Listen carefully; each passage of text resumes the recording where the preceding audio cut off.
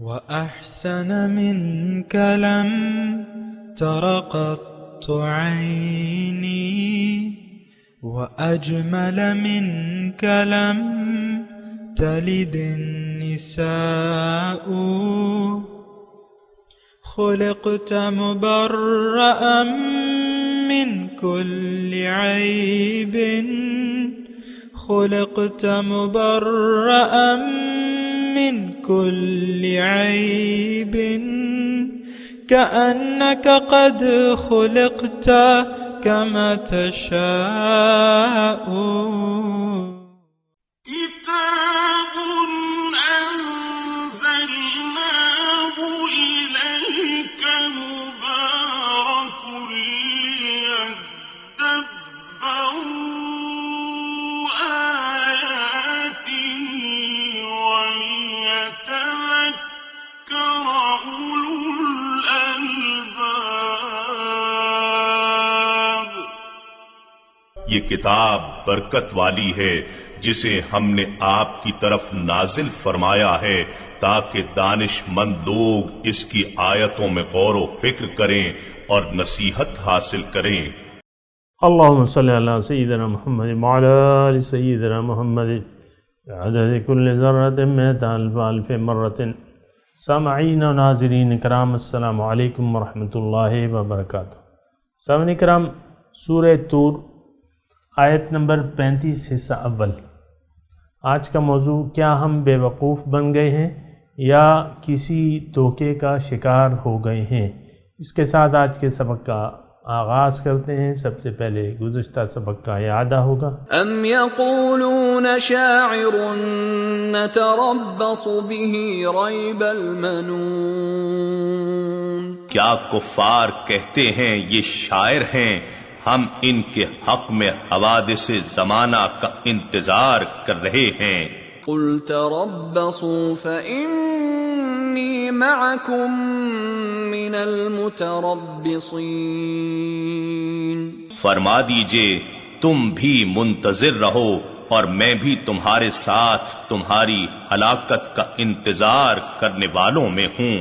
ام تأمرهم احلامهم بهذا ام هم قوم طاغون. کیا ان کی عقلیں انہیں یہ بے عقلی کی باتیں سجاتی ہیں یا وہ سرکش و باغی لوگ ہیں؟ ام یقولون تقولہ بل لا یؤمنون. یا وہ کہتے ہیں کہ اس رسول نے اس قرآن کو از خود گھڑ لیا ہے، ایسا نہیں بلکہ وہ حق کو مانتے ہی نہیں ہیں. فَلْيَأْتُوا بِحَدِيثٍ مِثْلِهِ إِن كَانُوا صَادِقِينَ. پس انہیں چاہیے کہ اس قرآن جیسا کوئی کلام لے آئیں اگر وہ سچے ہیں. سامعین کرام، سورہ طور آیت نمبر 35. لفظی ترجمہ: ام خلقوا من غیر شیء ام هم الخالقون. کیا یہ پیدا ہوئے ہیں خود بخود، ام هم الخالقون، یا یہ خود ہی اپنے خالق ہیں، بنانے والے ہیں. ام خلق السماوات والارض، کیا انہوں نے پیدا کیے ہیں آسمان اور زمین؟ بل لا یقینون، بلکہ یہ یقین نہیں رکھتے. سامعین کرام، اللہ تعالیٰ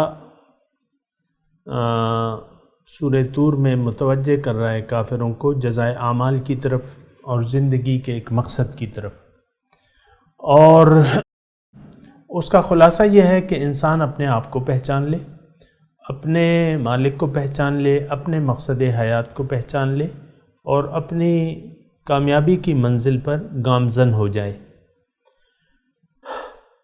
اگر یہ عقل و فکر سے کام لے گا تو پھر تو اس کے لیے آسان ہے اپنے آپ کو پہچاننا. یعنی جو اللہ تعالیٰ نے ہمیں اپنی معرفت کے اسباب مہیا کیے ہیں اس سے کام لے کے یہ اپنے آپ کو بھی پہچان سکتا ہے، اپنے مالک اور مولا کو بھی پہچان سکتا ہے، اور اپنے مقصد حیات کو بھی جان سکتا ہے۔ لیکن اگر یہ عقل سے کام نہیں لیتا تو پھر یہ تامکٹویاں مارتا رہے گا اور اس کو سرا نہیں ملے گا۔ اور دوسری بات یہ ہے کہ انسان اگر عقل و فکر سے کام نہ لے تو اس کے جو کچھ نظر آ رہا ہے، یعنی جو اس کے سامنے ہے، تو وہ اسی کے پیچھے چل پڑے گا اور اندھا دھند پھر چلتا رہے گا۔ میری مراد دنیا سے ہے کہ اگر آپ دنیا کو اپنی منزل بنا لیتے ہیں اور دنیا ہی کے پیچھے چل پڑتے ہیں اور باقی سب کچھ بھلا دیتے ہیں، تو پھر یہ دنیا آپ کو کہیں کا رہنے نہیں دیتی۔ کیا مطلب؟ کہ کچھ اور سوچنے کا موقع مہیا نہیں کرتی۔ مثال کے طور پہ ایک بچہ ہے، طالب علم ہے، 8-10 جماعتیں پڑھ کے وہ اگلی منزل دیکھ رہا ہے کہ میں نے FSC کرنا ہے اور وغیرہ وغیرہ نا۔ تو اب یہی اس کے سامنے ایک مستقبل، جو جھوٹا مستقبل ہے، اس کا ایک تصور ہے کہ میں نے اچھی تعلیم حاصل کرنی ہے، اور پھر جب وہ تعلیم اپنے لیے کوئی ڈگری چوز کر لیتا ہے، پھر اس کے لیے محنت کا سلسلہ شروع ہو جاتا ہے، اور پھر یہ ایک لمبی کہانی ہے سامنے کرام۔ آپ کو معلوم ہے ہم سب اسی کہانی میں، دنیا کی کہانی کو پڑھنے میں مشغول ہیں کہ یہ میں، یہ میری بیوی، یہ میرا شوہر، یہ میرے بچے، اور یہ میرا کاروبار، اور بس اسی میں آپ دیکھ لیں ہم سب اسی پریشانیوں میں غلطاں اور پریشان ہیں۔ ایسی بات نہیں ہے، یہ بہت بڑی غلطی ہے۔ دیکھیں انسان وہ مخلوق ہے جسے اللہ تعالیٰ نے عقل سے نوازا ہے۔ کیا انسان میں اور گدھے میں کوئی فرق ہے؟ ہاں ہے، کیوں نہیں ہے؟ عقل کا فرق ہے عقل کا۔ اس کے پاس عقل نہیں ہے، وہ ہم سے زیادہ بوجھ ڈھو لیتا ہے، ہم سے زیادہ کھانا کھاتا ہے، اور اس کے کپڑے جو ہیں، ایسے کپڑے اللہ تعالیٰ نے اس کو دیے ہیں جو میلے نہیں ہوتے، ساری زندگی گزر جاتی ہے اس کی ایک ہی جوڑے میں، اس کی جو ہے۔ بہرحال میں اب کیا آپ کو دیکھیں، کتا جو ہے اس میں کافی صفات جو ہیں انسان سے زیادہ ہیں۔ سونگھنے کی صفت ہے، آپ دیکھیں کھوجی کتوں کو آپ لے کے پھرتے ہیں، وہ بارود کی خوشبو بھی ہم نہیں جانتے، وہ لوگ جان لیتے ہیں۔ تو اسی طرح گھوڑا ہے، گائے ہے، بیل ہے، بکری ہے، ہم میں اور اس میں کیا فرق ہے؟ گائے بھینس جو ہے وہ ہم سے زیادہ کھانا کھاتی ہے اگر کھانے کی بات ہے، اور ہم بھی اگر کھانے کے لیے زندہ ہیں تو وہ ہم سے زیادہ کھانا کھاتی ہے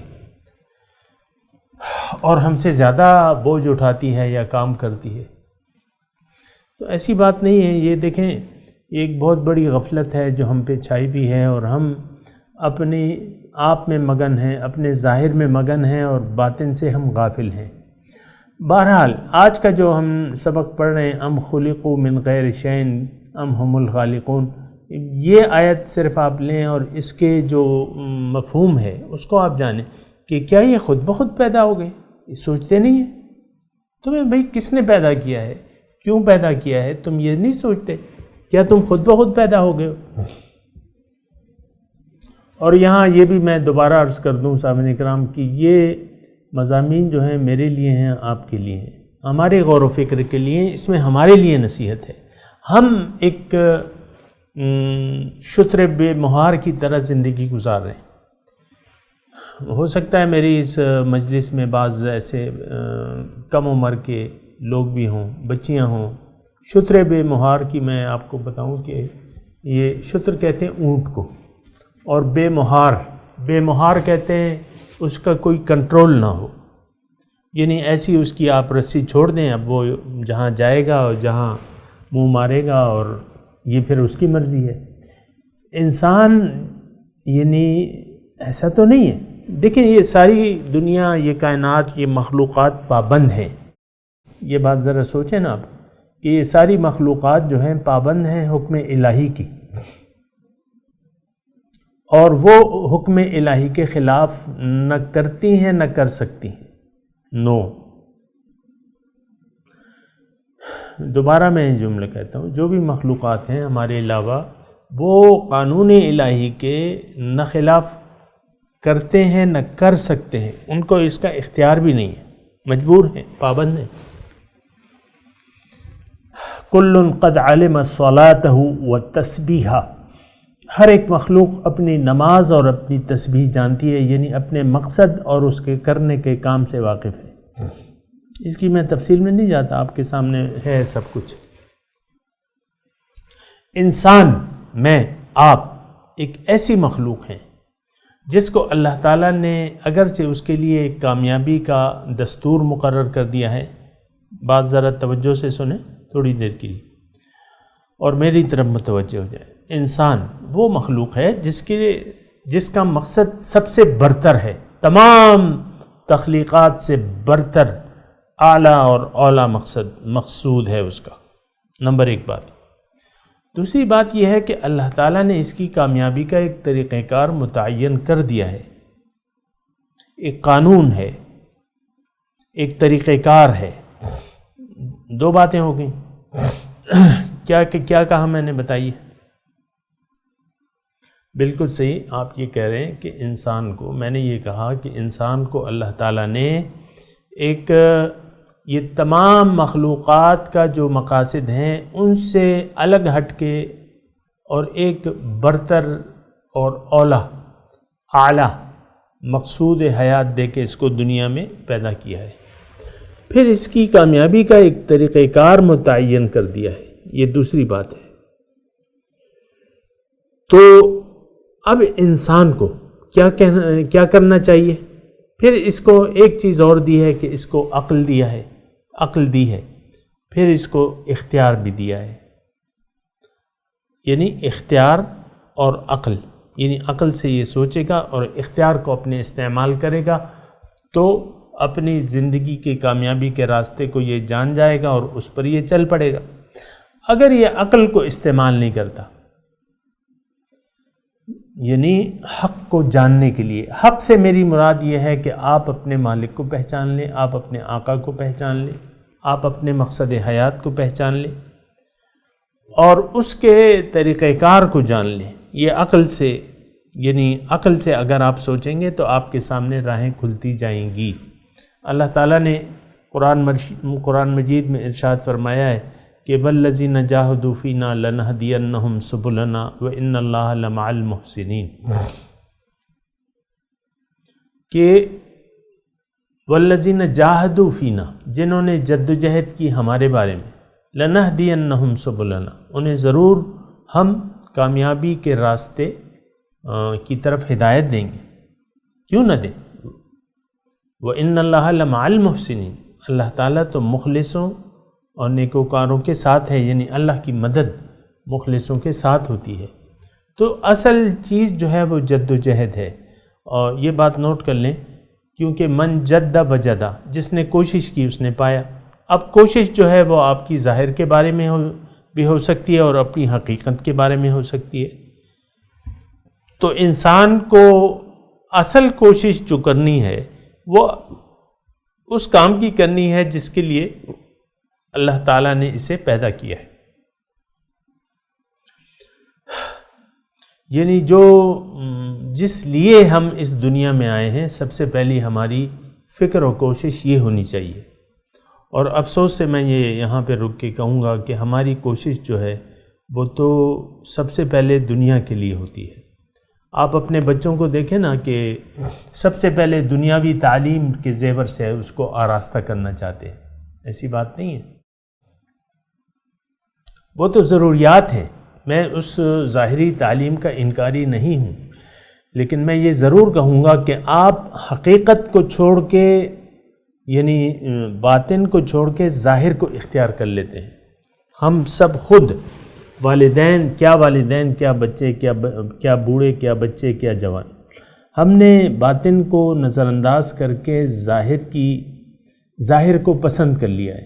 اللہ تعالیٰ نے قرآن پاک میں کیا خوب فرمایا ہے کہ وَفَرِحُوا بِالْحَيَاةِ الدُّنْيَا، کہ یہ لوگ تو ظاہر دنیا کی زندگی پر خوش ہو گئے، یعنی یہ ان کو اچھی لگنے لگی۔ اور آپ دیکھیں ہم سب کی دوڑ جو ہے وہ ظاہر کی طرف ہے. ظاہر سے میری مراد عزت ہے، شہرت ہے، دولت ہے، پیسہ ہے، وغیرہ وغیرہ.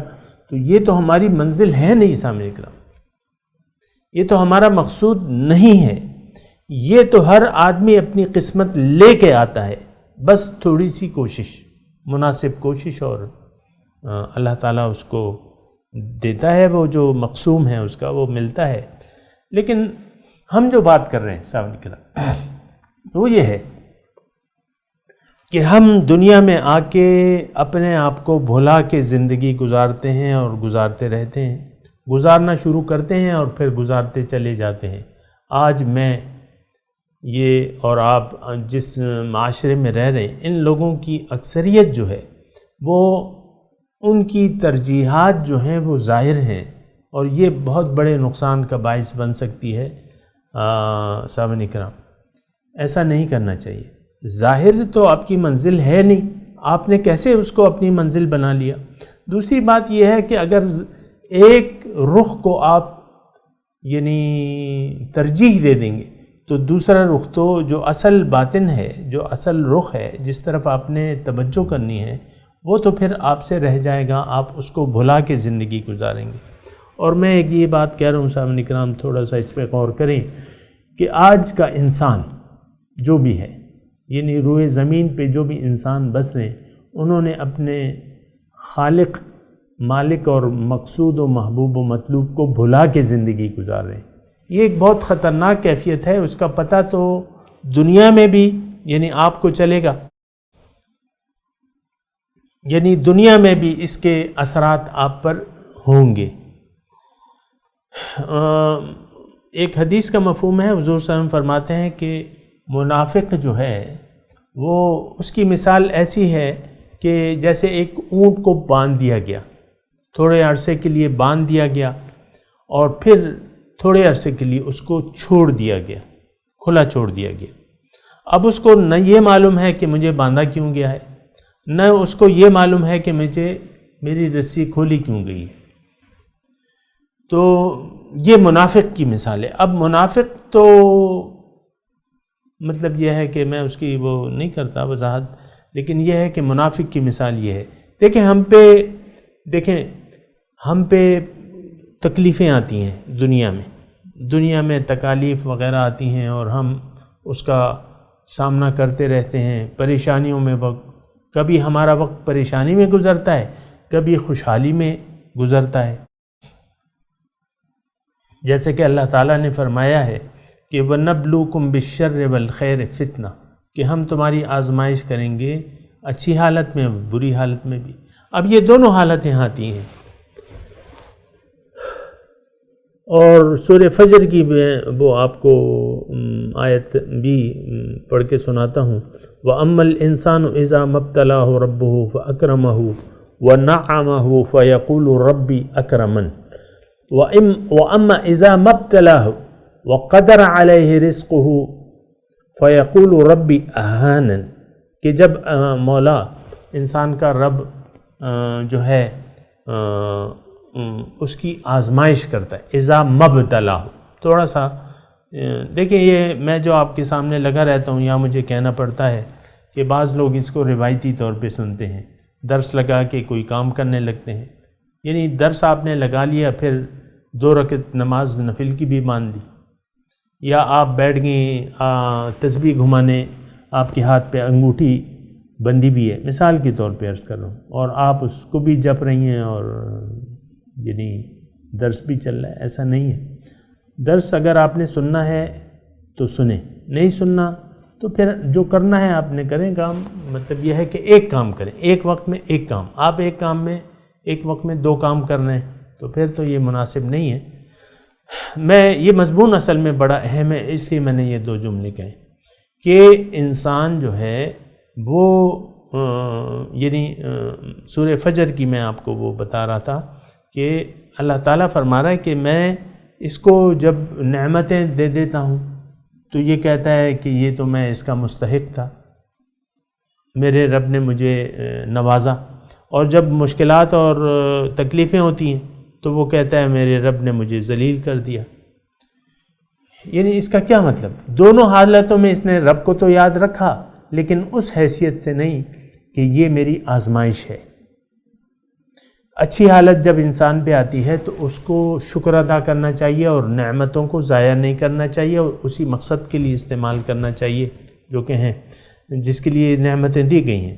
اکثر تو نعمتوں کی جب فراوانی ہوتی ہے تو انسان اللہ تعالیٰ کو بھلا کے زندگی یعنی بعض دیکھا گیا ہے کہ مثلا آپ کے پاس پیسوں کی فراوانی ہے، آپ اپنی توجہ کرتے ہیں کہ آپ گھر بنا لیں، اچھا گھر بنا لیں، مثال کے طور پہ عرض کرو، اچھے کپڑے لے لیں، خرید لیں، پہن لیں، اچھے کھانے کھانے شروع کر دیں، اور بس یہی ہمارا پیسوں کا۔ آپ اپنے بچوں کو بھی کہیں کدھر سیر کے لیے لے جا رہے ہیں، کہیں کدھر سیر کے لیے لے جا رہے ہیں، اور پھر جب تکلیف آتی ہے تو پھر آپ اسی کو یعنی تنگی آتی ہے، تنگ دستی آتی ہے تو پھر ایک قسم کا گلہ بھی آپ کا ہوتا ہے، اور اس کی میں وضاحت نہیں کر رہا، گلہ پیدا ہو جاتا ہے رب سے، تو ایسی بات نہیں ہے۔ اصل میں یہ دونوں چیزیں جو ہیں یہ امتحان ہوتی ہے، آپ نے یعنی آپ اس امتحان کو سمجھے ہی نہیں۔ یہ بات نوٹ کر لیں سامعین اکرام کہ دنیا مسلسل ایک جہد مسلسل ہے اور امتحان ہے، یہ امتحان گاہ ہے۔ لِنَبْلُوَكُمْ خَلَقَ الْمَوْتَ وَالْحَيَاةَ لِيَبْلُوَكُمْ أَيُّكُمْ أَحْسَنُ عَمَلًا۔ سورہ ملک کی میں نے آیت پڑھ کے سنائی۔ اللہ تعالیٰ فرما رہے کہ میں نے یہ زندگی اور موت پیدا کی ہے تاکہ میں تمہیں آزماؤں، کہ تاکہ تم میں سے کون اچھا عمل کرتا ہے۔ سورہ کہف کی بھی آیت ہے اور جگہ بھی ہے، سورہ کہف میں ہے کہ اِنَّا جَعَلْنَا مَا عَلَى الْأَرْضِ زِينَةً لَهَا لِنَبْلُوَهُمْ أَيُّكُمْ أَحْسَنُ عَمَلًا۔ یہ جو ظاہری زیب و زینت ہے، یہ دنیا کی جو بھی چیزیں ہیں، یہ میں نے دنیا کی زینت تو بنا دیا ہے، لیکن یعنی اس میں یعنی جو مقصود ہے وہ یہ ہے کہ ایکم احسن عملا، کہ تم میں سے کون اچھا عمل کرتا ہے۔ بہرحال اچھے عمل کی میں نے تعریف کی بھی ہے، آ بھی جائے گی۔ تو میں یہ کہتا ہوں کہ یہ دنیا جو ہے یہ آپ نے سوچ سمجھ کے گزارنی ہے۔ میں نے آپ کو وہ منافق کی مثال دی، حضور صلی اللہ علیہ وسلم جو فرماتے ہیں کہ اس کو اگر کھلا چھوڑ دیا جائے، وہ اونٹ کو اگر کھلا، جو یعنی منافق کی مثال ایسی ہے کہ اس اونٹ کی مثال ہے کہ اس کو باندھ دیا جائے یا کھلا چھوڑ دیا جائے، اس کو پتہ ہی نہیں چلتا کہ مجھے کیوں باندھا گیا اور کیوں چھوڑا گیا۔ اللہ تعالیٰ نے ہمیں یہاں آ کے ایک بظاہر مقید کر دیا ہے اس جسم میں۔ تھوڑی توجہ سامنے کریں، اللہ تعالیٰ نے ہمیں ہماری روح کو اس دنیا میں اس جسم میں قید کر دیا ہے۔ وَلَكُمْ فِي الْأَرْضِ مُسْتَقَرٌّ وَمَتَاعٌ إِلَىٰ حِينٍ، ایک حد تک، ایک وقت تک تمہارے لیے اس میں رہنا ہے۔ اچھا، اب دنیا میں جب ہم آ جاتے ہیں تو اب اللہ تعالیٰ فرماتا ہے کہ یہ امتحان ہے، وَنَبْلُوكُمْ بِالشَّرِّ وَالْخَيْرِ، فتنہ، آزمائش ہے، امتحان ہے، اچھی حالت اور بری حالت بھی۔ اچھا، ہم پہ جہاں تک ہمارا تعلق ہے تھوڑا سا غور کریں، ہم پہ اچھی حالت آتی ہے تو ہم اللہ کو بھلا کے زندگی گزارتے ہیں، جب تنگ دستی اور برے حالات آتے ہیں مثال کے طور پہ تو ہم گلہ مند ہو جاتے ہیں اور پھر انہی تکلیفوں کا رونا روتے رہتے ہیں، میں بیمار ہوں، یہ ہوں اور وہ ہوں، اور میرے پاس پیسے بھی نہیں ہیں، اور نہ خوراک کا سامان ہے، اور یہ گھر کی چھت تو ٹپک رہی ہے، اور بس بارش آتی ہے تو ہم سمٹ جاتے ہیں اور پانی وہ سوراخ کے نیچے، چھت کے سوراخ کے نیچے بالٹیاں رکھ دیتے ہیں، رکھتے رہتے ہیں اور باہر پھینکتے رہتے ہیں کیونکہ چھت بھی ٹپک رہی ہے ہماری۔ اور یہ دیکھو، یہ کہ نہ ڈھنگ کا کھانا ہے، نہ رہنا ہے، اور نہ کپڑے ہیں خاص پہننے کے۔ تو یہ دونوں حالتیں آپ دیکھیں، ہم عمومی طور پہ انسان شاکی رہتا ہے اپنے حالات کا، عام طور پہ، کیونکہ خوشحال طبقہ تو تھوڑا ہے نا، اور زیادہ تو متوسط یا کم درجے کا ہے۔ اب یہ سب اپنے اپنے مسائل میں گھرے میں ہیں، ایسی بات نہیں ہے میرے بھائیوں بہنوں، ایسی بات نہیں ہے کہ ہم دنیا ہی کے مسائل کے ہو کے رہ جائیں اور دنیا ہی کی مسائل کو اصل مسائل سمجھ لیں، نہیں، ہمارے سامنے ایک اور جگہ آنے والی ہے، وہ روز حشر ہے، وہ برزخ ہے، اور پھر حشر ہے، قیامت، اور پھر اس کے بعد 2 ٹھکانوں میں سے ایک ٹھکانہ ہمارا ہونے والا ہے، فریق فی الجنت و فریق فی السعیر، ایک ٹولی جو ہے جنت میں اور ایک ٹولی دوزخ میں ہوگی۔ اصل مسائل وہ ہیں۔ اللہ تعالیٰ فرماتا ہے قرآن مجید میں فَمَنْ زُحْزِحَ عَنِ النَّارِ وَأُدْخِلَ الْجَنَّةَ فَقَدْ فَازَ، جو بھی اس دن آگ سے جس کو نجات دے دی گئی اور جنت میں داخل کر دیا گیا وہ شخص کامیاب ہے۔ اب ہم نے کامیابی کا معیار آپ کو معلوم ہے کہ دنیا کو سمجھ لیا ہے، پیسے آ رہے ہیں، برس رہے ہیں، بس ہم خوش ہیں، اللہ کو بھول گئے، کھانا پینا یہ وہ سیر سپاٹے، اور تو یہ بات نہیں ہونی چاہیے، ایسی بات نہیں ہے۔ دنیا میں اس لیے ہم نہیں آئے۔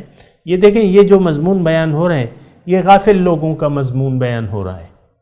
یہ جتنا بھی سورہ طور کے آخری رکوع میں وہ ہے تو یہ غافل لوگوں کا ہے۔ آپ دیکھیں نا، یہ جب یہ شروع ہوتا ہے ام یقولون شاعر نتربص، یہ گزشتہ سبق تھا آپ کا، نتربص بہ ریب المنون، پیغمبر کے سامنے کہ بھئی یہ تو شاعر ہے اور ہم گردش زمانہ آئے گی اور یہ ختم ہو جائے گا سب کچھ۔ پھر ام تأمرہم احلامہم بہذا ام ہم، اس کی میں نے تشریح کی ہے، نہیں سنی ہو کسی نے تو سن لے۔ ام یقولون تقولہ، کہتے ہیں یہ تو بنایا ہوا ہے۔ پھر ام خلقوا من غیر شیء، آج کا جو سبق ہے کہ ام خلقوا من غیر شیء ام هم الخالقون، کہ کیا یہ خود بخود پیدا ہو گئے ہیں، بغیر کسی سبب کے پیدا ہو گئے ہیں، یا خود اپنے آپ کے خالق ہیں؟ تو سامعین کرام ایسی بات نہیں ہے۔ خلاصہ تمام گفتگو کا یہ ہے کہ ہمیں عقل سے کام لینا چاہیے۔ اگر عقل نہ ہوتی تو میں آپ کو کبھی نہ کہتا وَجَعَلَ لَكُمُ السَّمْعَ وَالْأَبْصَارَ وَالْأَفْئِدَةَ۔ دیکھیں یہ بہت بڑی قوتیں ہیں، ہمیں سماعت، بصارت اور عقل دی ہے اللہ تعالیٰ نے، سوچنے سمجھنے کی طاقت دی ہے۔ اگر ہم اس سے کام نہ لیں تو ہمارا انجام جو ہے بہت برا ہونے والا ہے۔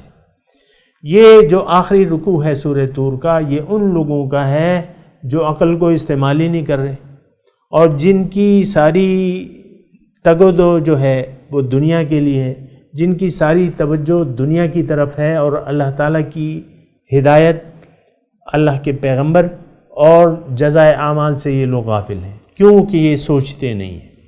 یہ آج کے سارے سبق کا خلاصہ ہے۔ تو سبق اس میں یہ ہے کہ ہمیں عقل و فکر سے سوچنا چاہیے۔ دیکھیں مجھے معلوم ہے کہ میری یہ باتیں بہت سے لوگوں کی سمجھ میں ہی نہیں آتی، یہ میرا دعویٰ ہے، یہ میرا ماننا ہے۔ کیوں؟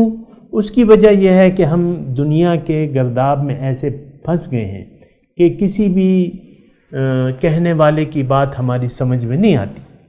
بہرحال میں نے تو اپنی کوشش کرنی ہے، اور بہرحال آپ لوگ بھی کوشش کریں کہ ان عقل سے کام لیں اور ظاہر کے گرداب سے باہر آنے کی کوشش کریں، اس سے اپنے آپ کو چھڑائیں، باطن کی طرف اپنے اللہ اور مولا کی طرف متوجہ ہو جائیں اور اس کا راستہ اختیار کر لیں۔ میں تلاوت کرتا ہوں، میرے ساتھ دہرائیے۔ اعوذ باللہ من الشیطان الرجیم، بسم اللہ الرحمن الرحیم۔ ام خلقوا من غیر شیء ام هم الخالقون ام خلقوا السماوات والارض بل لا یوقنون ام عندهم خزائن ربک ام هم المسیطرون ام لهم سلم یستمعون فیہ فلیأت مستمعهم بسلطان مبین۔ اب ان آیت کی تلاوت اور ترجمہ۔ ام خلقوا من غیر شیء ام هم الخالقون، Or were they created out of nothing, or are they the creators? ام خلقوا السماوات والارض بل لا يوقنون، Or did they create the heavens and the earth? In fact, they are not certain. أم عندهم خزائن ربك أم هم المسيطرون Or do they possess the treasuries of your Lord? Or are they the controllers? أم لهم سلم يستمعون فيه فليأت مستمعون بسلطان مبين Or do they have a stairway by means of which they listen? Then let their listener produce a clear proof. سامعین اکرام، اس کے ساتھ ہی آج کے درس کا وقت اختتام کو پہنچا۔ اگلے درس میں انشاءاللہ ملاقات ہوگی۔ وآخر دعوانا ان الحمدللہ رب العالمین، والسلام علیکم ورحمۃ اللہ وبرکاتہ۔